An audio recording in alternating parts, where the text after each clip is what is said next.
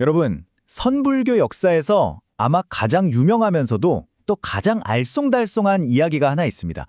바로 개에게도 불성이 있습니까? 라는 질문에 대한 건데요. 여기에 한 위대한 선사가 딱 한 글자로 답을 했죠.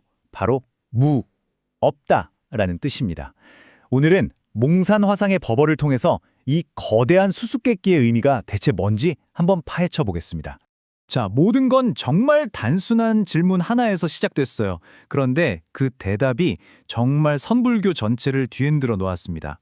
어떤 스님 한 분이 당대의 위대한 선승 조주 스님에게 이렇게 물었습니다.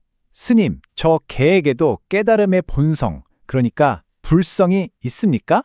이건 사실 불교의 가장 근본적인 원칙에 대한 질문이었어요.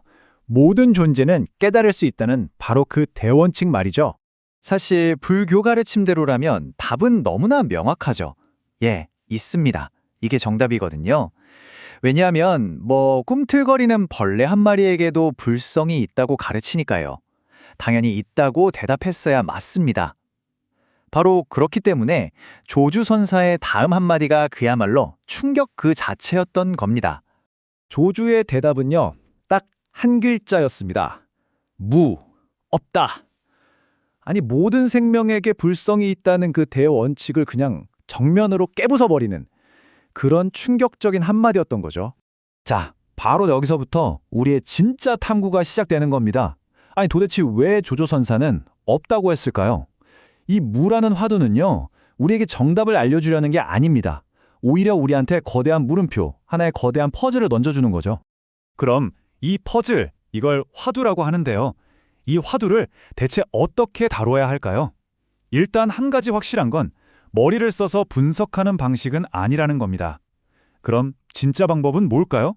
자, 많은 분들이 여기서 실수를 합니다. 화두를 받으면 그걸 머리로 분석하고 이리저리 따져보려고 하죠. 그건 잘못된 길입니다. 진짜 올바른 길은 뭐냐면 온몸으로 그냥 부딪히는 거예요. 그래서 거대한 의심 덩어리를 키우고 결국에는 그 의심 자체를 깨부숴버리는 겁니다. 몽산화상께서는 이 부분에 대해서 아주 단호하게 말씀하세요. 화두를 5년 들었네, 10년 들었네 자랑하는 건 부끄러운 줄 알아야 한다고요. 화두는 무슨 장식품이나 수식품이 아니라는 겁니다.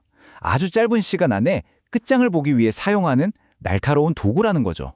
그러니까 이게 무슨 뜻이냐면요. 무가 무슨 뜻인지 알아맞히는 퀴즈쇼가 아니라는 거예요. 진짜 목표는 이 무라는 화두 하나에 집중해서 내 머릿속에 떠오르는 온갖 잡다한 생각들을 다 잠재워버리는 겁니다.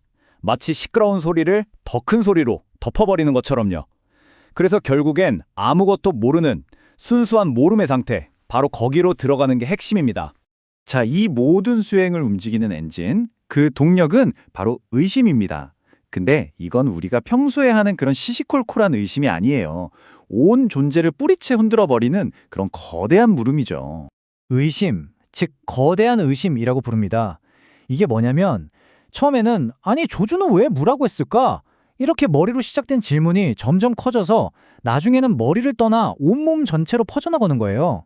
그래서 내 존재 자체가 그냥 하나의 거대한 물음표 덩어리가 되어버리는 상태, 그걸 말합니다. 이 의심이 깊어지는 데는 세 단계가 있습니다. 처음에는 그냥 머릿속 질문인 의심에서 시작해요. 그러다가 이 질문이 온몸으로 퍼져서 하나의 감각처럼 느껴지는 의정의 단계가 오고요. 마지막에는 이 의심이 완전히 굳어서 꽉 막힌 쇳덩어리처럼 되어버리는 의단의 상태가 되는 겁니다. 이 마지막 단계, 의단에 도달하는 게 이 수행의 핵심이에요. 몽산화상께서는 이 상태를 정말 기가 막힌 비유로 설명하십니다. 마치 뜨거운 쇳덩이가 목구멍에 딱 걸려버린 것 같다고요. 삼키려고 해도 안 넘어가고 뱉으려고 해도 안 뱉어지는 그런 상태. 정말 이러지도 저러지도 못하는 극한의 상태죠. 이때는 다른 어떤 생각도 끼어들 틈이 없어요. 오직 모르겠다는 이 생각 하나만 꽉 차 있는 겁니다. 그런데 이렇게 극한까지 가는 과정이 혼자서는 정말 어렵겠죠. 그래서 이 길을 먼저 가본 안내자, 즉 스승, 선지식의 역할이 절대적으로 중요해지는 겁니다. 근데 여기서 정말 재미있는 점이 있어요. 스승은요, 친절하게 답을 알려주지 않아요. 정반대입니다. 오히려 수행자를 더 구석으로, 막다른 골목으로 계속 밀어붙여서 아예 도망갈 곳이 없게 만들어버립니다. 그러니까 수행자가 조금이라도 의심에서 벗어나 딴 생각을 하려고 하면 바로 채찍질을 하는 거죠. 거기서 뭐 해? 더 의심해? 하면서요. 의심을 더 강하게, 더 크게 만들도록 계속 압박하는 겁니다. 그래서 스스로의 힘으로는 도저히 이 상태에서 빠져나올 수 없게 만들어요. 그 압력이 터지기 직전 임계점까지 가도록 도와주는 역할을 하는 겁니다. 네, 바로 이 지점. 몽산 화상께서는 이 상태를 숨이 막혀 죽을 것 같다고까지 표현하셨어요. 그 정도로 극심한 심리적 압박감을 느끼게 된다는 거죠. 그런데 역설적으로 바로 그 엄청난 압력이 돌파구를 열어젖히는 힘이 되는 겁니다. 자, 이렇게 극한까지 몰아붙인 의심의 끝, 거기에는 과연 무엇이 기다리고 있을까요? 그 터지기 일보 직전의 압력 속에서 단단하게 뭉쳐있던 그 모름이라는 쇳덩어리가 마침내 펑 하고 폭발하듯이 산산조각 나버리는 겁니다. 바로 그 순간 세상을 나누고 분별하던 모든 생각이 사라지고 본래의 순수한 마음자리가 활짝 드러나게 되는 거죠. 결국 이 화두라는 건 목적지가 아니었던 거예요. 그냥 도구였던 거죠. 내 머릿속 망상을 베어내는 칼, 꽉 닫힌 마음의 문을 여는 열쇠. 생각해보세요. 문을 열고 들어갔는데 열쇠를 계속 쥐고 있을 필요가 없잖아요. 그것처럼 한번 깨달음을 얻고 나면 이 물 안의 화두 역시 그냥 놔버리는 겁니다. 자, 마지막으로 몽산화상께서는 이 질문을 다시 우리에게 던지십니다. 조주가 무라고 한 건 알겠다. 근데 그건 조주의 대답이다. 당신은 이걸 어떻게 아는가? 그렇죠. 이건 조주의 깨달음이지 제 것이나 여러분의 것이 아니잖아요. 그렇다면 여러분에게 이 무란 무엇입니까? 어쩌면 오늘 이 이야기 자체가 여러분에게 던져진 새로운 화두일지도 모르겠습니다.